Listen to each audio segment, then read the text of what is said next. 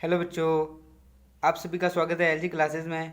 हम देख रहे थे कक्षा 9 का अध्याय नंबर 2, जिसका नाम क्या है, संख्या पद्धति। इसकी एक्सरसाइज 2.1 है, ये 2.1 देख रहे थे। इसका हमने क्वेश्चन नंबर 4 तक कर लिया था। ये एक क्वेश्चन अपने बाकी रह गया, क्वेश्चन नंबर 5, जो कि आज देख लेते क्या है। सिंपल सा है, कुछ भी नहीं है इसमें, कुछ भी नहीं करना आपको। ये ऐसे सवाल बहुत सिंपल होते हैं। देखो पहला इसने क्या दिया कि सवाल क्या है वो सुन लो। 5/7 और 9/11 के बीच 3 अपरिमेय संख्या ज्ञात कीजिए। पहली बात, पहले ये देखो कि ये दोनों परिमेय है या अपरिमेय है। तो आप लोग आसानी से देख सकते हो, जिसे हम p बटा q के रूप में लिख सकते हैं वो हमारी परिमेय होती है। तो ये दोनों तो है परिमेय संख्या है, अर्थात आपको करना क्या है, दो परिमेय संख्याओं के मध्य 3 अपरिमेय संख्याएं ज्ञात करनी है। फिर से सुनो बच्चों, दो परिमेय संख्याओं के बीच 3 अपरिमेय संख्याएं ज्ञात करनी है। कैसे करते हैं चलो देखते हैं।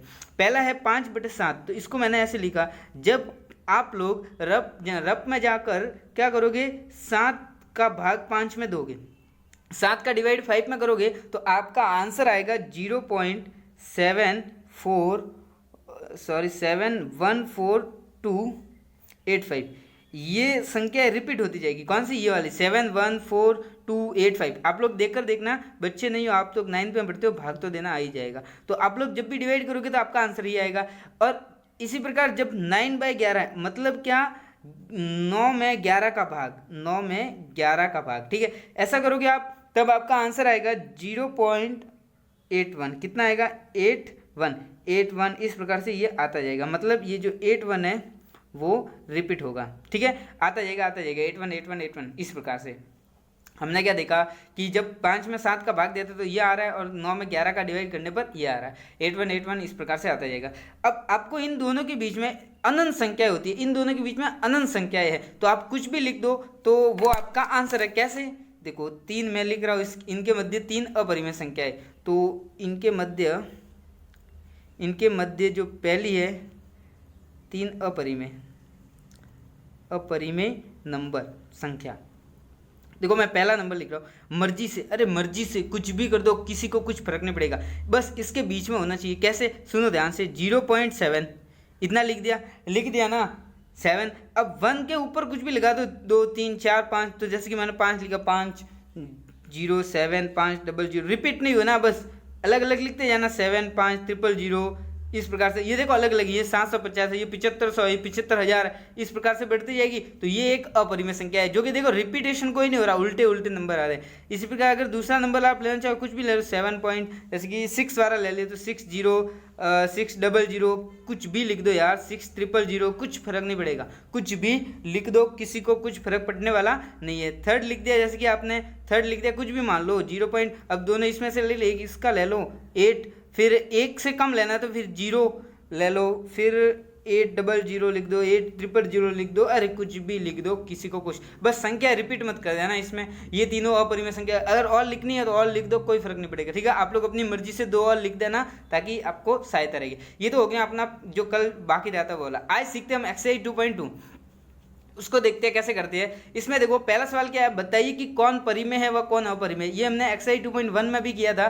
देखो इसको कैसे करना है, जब ये वाला सवाल देखते हो, इसमें पहले मैं चीज़ बता दूं, अगर आप अपरिमेय संख्याओं को जोड़ते हो, घटाते हो, भाग करते हो या फिर गुणा करते हो, कुछ भी आप करते हो, तो भी प्राप्त होने वाली जो संख्या है वो क्या है? अपरिमेय संख्या। ये आपको याद रखना है। क्या रखना है? याद रखना है। क्या करना है कि अगर आप अपरिमेय के साथ छेड़छाड़ करते हो तो जो प्राप्त होने वाला है वो भी क्या होगा? अपरिमेय होगा। तो इधर देख सकते हो आप, √5 है वो अपरिमेय है, इसको आपने 2 में से घटाया तो प्राप्त होगा वो क्या होगा? अपरिमेय होगा। मतलब क्या, ये जो पूरा नंबर है वो क्या है? अपरिमेय संख्या है, ठीक है। हो जाएगा ना, सिंपल है, कोई दिक्कत नहीं है, ये भी होना चाहिए। अब देखो ये देखो, इसको ये थोड़ा कंफ्यूज करने के लिए दिया, कुछ भी नहीं है, 3 + √23 - √23। अब कोई गुरुजी ये ब्रैकेट कहाँ गया? अरे ब्रैकेट किधर भी नहीं गया। देखो ये ब्रैकेट आपको डराने के लिए दिया गया है, इसलिए आप डरते नहीं हो, आप अच्छे लड़के हो, डरना आपकी खून में नहीं है। तो आप लोग क्या इसको कैंसिल करोगे तो ये 3 बचेगा। तो अब देखो प्लस माइनस माइनस होता है ना, 23 में 23 जाएगा, ये √23 कट जाएगा ना, तो +3 बचेगा। अब ये 3 देखो, ये परिमेय है या अपरिमेय? ये कहोगे परिमेय गुरुजी, तो फिर इसको आप लोग लिख सकते हो कि ये कौन सी संख्या है? परिमेय संख्या है। आया समझ में? अब इधर देखो √11/√11, ये तो आराम से कट जाएगा, तो पीछे क्या बचेगा? 2/7। तो अब इसको आप लोग आसानी से देखते हो, p/q का रूप है ये, तो ये क्या है? परिमेय संख्या है। अरे सिंपल है ना, अरे हो रहा है कि नहीं हो रहा, ये 2 है, ठीक है, कंफ्यूज मत होना, 2/7 है। अब ये देखो मैंने क्या बोला था, परिमेय संख्या अपरिमेय संख्याओं का कुछ भी कर दो, गुणा जोड़ बाकी गुणा भाग कुछ भी, तो क्या प्राप्त होगा, अपरिमेय ही प्राप्त होगा, मतलब ये एक अपरिमेय संख्या है। अब ध्यान रखने वाली बात है, ये क्या है गुरुजी, ये क्या बना दिया आपने, ये तो कोई अंक भी नहीं दिख रहा, अरे ये ऐसे लिखा जाता है, इसको हम पढ़ते हैं पाई, क्या पढ़ते हैं, पाई, कोई बाई मत पढ़ देना गलती से, ये पाई होता है, इसका मान होता है 22/7, क्या होता है 22/7। अब कोई गुरुजी 22/7 तो एक परिमेय संख्या है, हाँ ये परिमेय संख्या जरूर है 22/7, लेकिन अगर कहीं पाई का निशान दिख रहा है, निशान, तो वो अपरिमेय संख्या है, अपरिमेय कौन सी है, अपरिमेय संख्या। ठीक है बच्चे, यहां तक हो गया। अब हम इसके नेक्स्ट सवाल देखते हैं। हाँ यार देखो, अब देखो हमने क्या सीखा, परिमेय संख्या अपरिमेय संख्या छांटना वो देख दिया, अलग कर दिया हमने।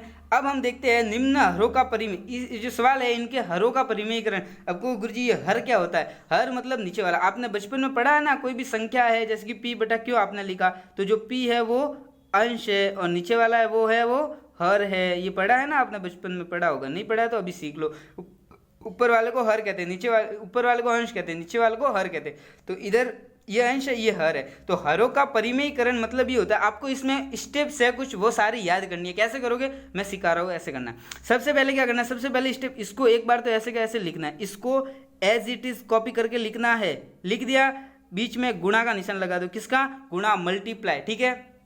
उसके बाद जो नीचे वाली संख्या है, इसने हरों का परिमेयीकरण बोला है, इसलिए हर वाली, यानी जो नीचे वाली जो अंक है, नीचे वाली जो संख्या है, उसका जो भी निशान दिया गया उसको चेंज करना है। चेंज मतलब प्लस है तो माइनस, माइनस है तो प्लस, ठीक है।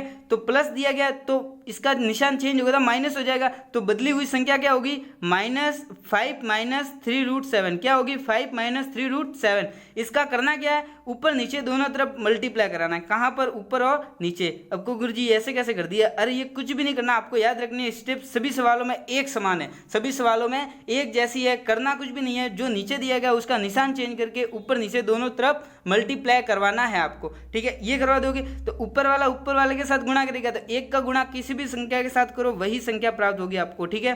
तो 5 - 3√7।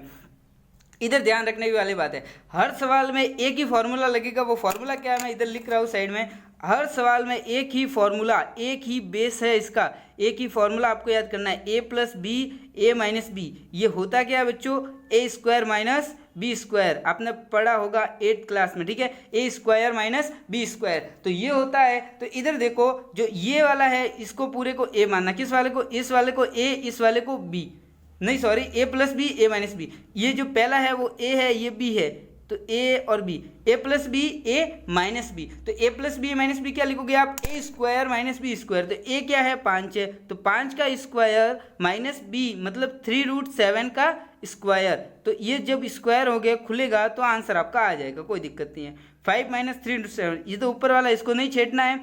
5 का स्क्वायर, 5 × 5 कितना होता है, 25 माइनस, अब इसको देखो इधर रफ में एक बार देख लो, 3√7 का स्क्वायर। स्क्वायर का मतलब क्या होता है, जो भी संख्या है उसको 2 बार उसी संख्या के साथ गुणा करना। कैसे, पहले एक बार लिख दो गुणा का निशान, एक बार और लिख दो, फिर गुणा करवा दो, इस प्रकार से। स्क्वायर का मतलब ये होता है कि जो संख्या दी है उसको ही 2 बार गुणा करवाना आपस में। अब 3 का गुणा 3 के साथ तो 9, और √7 का गुणा √7 के साथ कितना आ जाएगा, 7 आ जाएगा। अब को गुरुजी कैसे 7 आया, हमें तो समझ में नहीं आया, बताते कैसे आया। देखो ये तो आ गया ना, 3 × 3 = 9 होता है। अब √7 का मल्टीप्लाई √7 के साथ, इधर और छोटे रफ में और आ जाओ, √7 × √7 कितना हुआ, ये √49। √49 मतलब 7। 7 कैसे, अरे 49 का वर्गमूल निकालेंगे तो 7 आएगा, 7 का स्क्वायर 49 होता है। अब देखो ये आपको है ना, सभी जैसे कि रूट, जैसे कोई दिख गया ना कि √2 × √2, तो आंसर क्या लिखना है, 2 लिखना है। जो अंदर वाला नंबर है वो लिखना है, वही इसका आंसर होगा। और आप लोग ऐसे करके भी देख सकते हो। तो हमने क्या देखा, इसका स्क्वायर खोलेंगे तो कैसे आएगा, ये 2 बार लिख दिया, फिर 3 × 3 9, √7 × √7 कितना हुआ, 7। अब इन दोनों का भी आपस में मल्टीप्लाई होगा, कितना आएगा, 9 × 7 = 63। तो इधर कितना लिखूंगा मैं, 63। कितना लिखूंगा मैं, 63। अब क्या होगा गुरुजी, अब कुछ भी नहीं होगा, अब ऊपर वाले तो एज इट इज रहेगा, ऊपर वाला छेड़छाड़ नहीं होगा, ऊपर वाले के साथ कुछ नहीं करना, आपको करना है नीचे वाले के साथ क्या करोगे, माइनस करोगे। क्यों करोगे, अरे ये 25 से प्लस का है, ये माइनस का है, तो प्लस माइनस क्या होता है, माइनस होता है ना, तो माइनस करो। कितना आया, 63 में से 25 गया तो 38। गुरुजी ऐसे कैसे घटा दिया, 25 पहले लिखा, 25 में से 63 घटा है। अरे यार, बड़ी संख्याओं से छोटी संख्या घटानी है और बड़ी संख्या का निशान लगाना, बस आपको बचपन में बहुत किए हो यार। ये आपका आंसर है, ठीक है, आया क्या, अरे हो गया क्या सबके, ठीक है। अब हम नेक्स्ट सवाल करते हैं, इसका देख लो एक बार। हाँ जी बच्चों, ये है इसका question number, next question number 2। इसको कैसे करोगे, सेम प्रोसेस। क्या सेम प्रोसेस भाई, इसको एक बार पहले लिख दो, लिख दिया, कोई प्रॉब्लम नहीं है किसी को, लिख दो ना। उसके बाद गुणा का निशान, सेम प्रोसेस, मैंने बोला है सेम प्रोसेस, तो बीच वाले ये जो नीचे है उसका निशान चेंज, निशान चेंज मतलब √2 माइनस √3, और इसी का नीचे के साथ √2 माइनस √3, 2 बार ऐसे लिखना है। और ऊपर वाले का ऊपर वाले के साथ गुणा, मतलब √2 माइनस √3। ये क्यों लिखा, एक के साथ किसी भी संख्या का मल्टीप्लाई, वही संख्या प्राप्त होगी। अब ये मैंने क्या बोला था, सेम फॉर्मूला, फॉर्मूला क्या बताया था आपको अभी अभी जस्ट ऊपर, फॉर्मूला क्या बताया, a+b और a-b, क्या होता है फॉर्मूला, ये आपको याद करना ही पड़ेगा, नहीं करोगे तो ये सवाल होने मुश्किल है। ये फॉर्मूला जरूरी याद करना है। देखो ए कौन सा है, ये वाला, बी कौन सा है, ये वाला, तो √2 का स्क्वायर माइनस √3 का स्क्वायर, तो ऊपर तो क्या रहेगा, √2 माइनस √3। अब फिर वही √2 का स्क्वायर, मतलब देख लो एक बार इधर, मैं बता रहा हूँ उसके बाद नहीं बताऊंगा। √2 का स्क्वायर मतलब √2 इंटू √2, √2 इंटू √2 कितना होगा, √2 इंटू √2 केवल 2, केवल 2।